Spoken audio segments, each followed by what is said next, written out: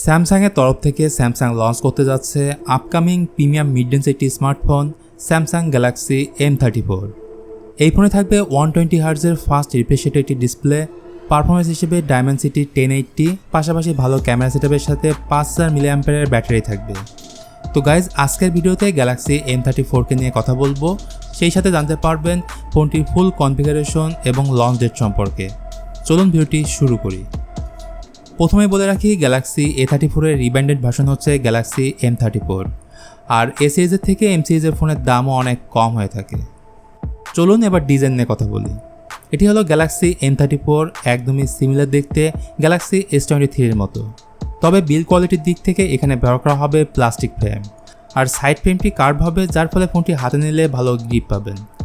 এছাড়া ফোনটি IP67 water and dust resistance, আর ফোনটি দুটি কালারের সাথে আসবে, ব্লু এবং গ্রিন।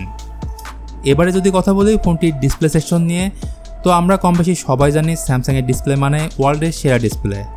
এখানে কোনো কমতি রাখা হবে না, কারণ এখানে ব্যবহার করা হবে 6.6 ইঞ্চির সুপার অ্যামোলেড ডিসপ্লে, সেই সাথে 120 হার্জের ফাস্ট রিফ্রেশ রেট এবং 1000 নিটস পিক ব্রাইটনেস থাকবে।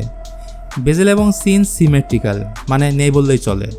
কিন্তু ডিসপ্লেতে যে বিষয়টি কমতি মনে হবে তা হলো 2023 সালে এসেও এই ফোনে water drop notch display provide করা হবে, আর এই ডিসপ্লেতে প্রোটেকশনের জন্য থাকতে পারে কর্নিং গোরিলা গ্লাস 5 প্রোটেকশন।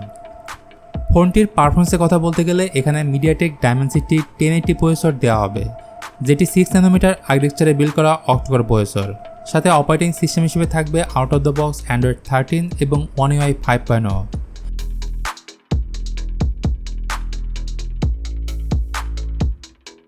এই ফোন আসবে দুটি ভেরিয়েন্টের সাথে, 6GB 128GB এবং 8GB 256GB।